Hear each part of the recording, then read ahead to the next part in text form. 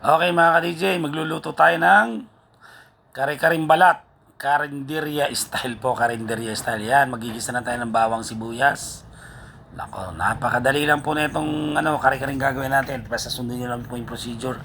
Tapos yung aswete o yung anato, seeds, ayan. Para pampakulay po, yan. Inano natin sa mantika. Yan. Okay, siyempre para mas masarap tignan, mas masarap kainin ng kare-kare pag may kulay siya, siyempre, yan. So, yan, gisa-gisa lang. Pag nagisa na natin, ilagay na natin yung balat. Eh, yung balat na yan, pinakulang kong 2 beses po sa sibuyas at luya para mawala yung ano ba, yung langsa. Tsaka para lumambot ng gusto. Pero sa palengke, medyo malambot na yung pag binili mo. Yan, igigisa natin maigi sa bawang sibuyas na merong yung aswete. Yun, nilagyan natin pampalasa, ginisa mix ang ginagamit natin mga DJ. Wala tayong tinatagong sekreto, yan. Napakasarap niya ito, no? Murang-mura lang, 110 pesos lang yung balat na nabili namin. Tapos yung alamang, 20 pesos. Kamatis, magkano lang yun. Tapos nagamit tayo ng sitaw, talong, tsaka pechay. So magkano lang lahat yun. Mga wala pa sigurong 200 tong mga rekado. Tapos nilagyan na natin ng tubig yan.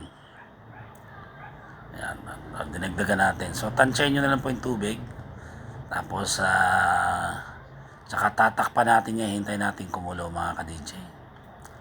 So ayan, tatakpan na natin. Okay. Yun po, tinakpan na natin yon. Babalikan natin pag kumulo na. Yun, kumukulo na siya ng ganito. Ayan.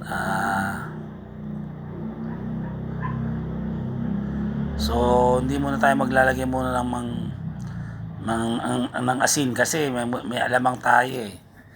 Medyo maalat na yung alamang. Ayun ang magbabalansi dyan mamaya. Yan, tikpan natin konti. Kung may lasa na siya. So, napakasarap nito mga ka-DJ. Murang-mura lang.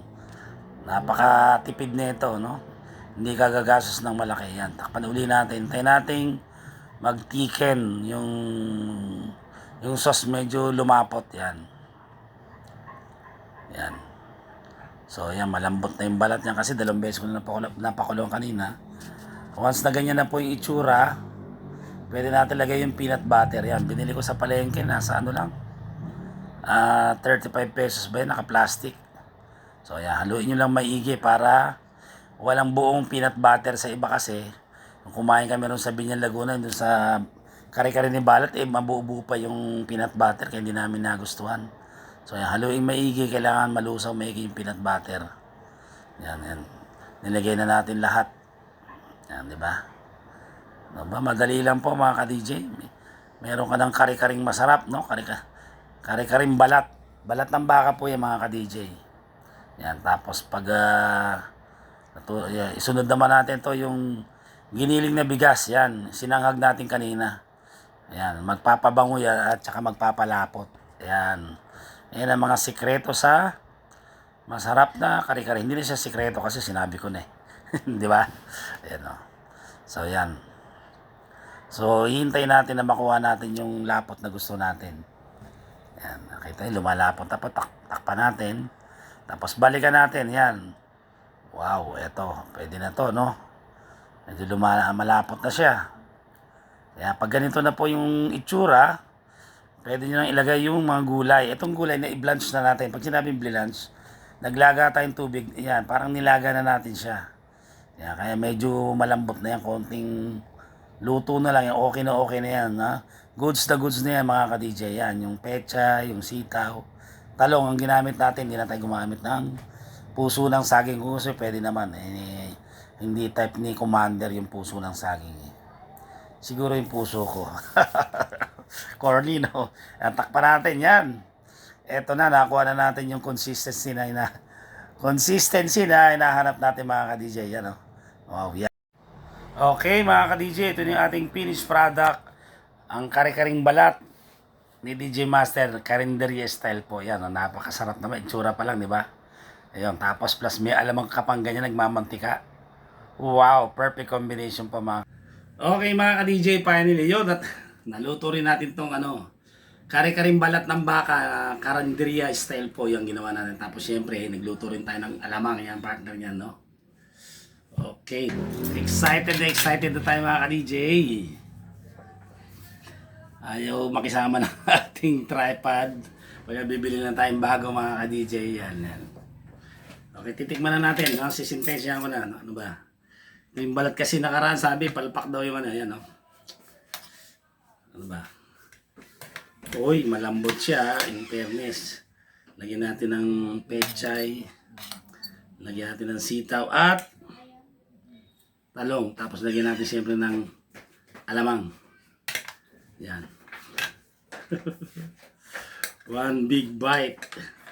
Mga ka-DJ, para po sa inyo lahat. Yan.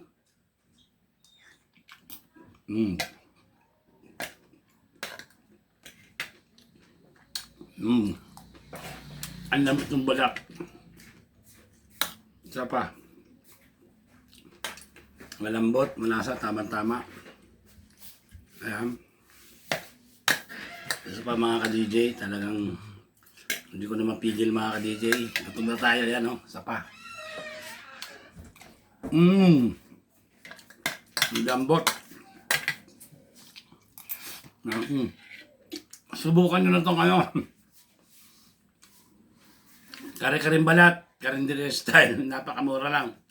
110 lang yung balat. Tapos alamang 20 pesos. Bila ko ng konting gulay, pechay, sitaw, tsaka talong. Yun. Sigurado magugustuhan nyo ito. Lalo sa mga parents nyo. Pag gusto nyo, okay.